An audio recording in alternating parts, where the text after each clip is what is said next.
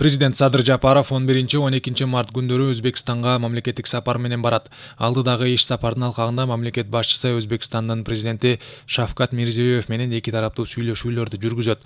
Ошондой эле эки жана көп тараптуу кызматташуунун актуалдуу маселелерин, мындан аркы өнүгүүнүн жана натыйжалуу өз ара алака түзүүнүн келечегин талкуулашат.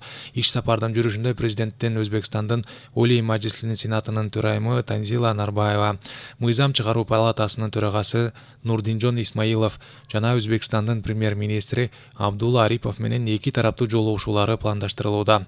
Мындан тышкары соода-экономикалык мамилелерди өнүктүрүү максатында алдыдагы иш сапардын алкагында Кыргыз-Өзбек бизнес форумун өткөрүү да пландалууда.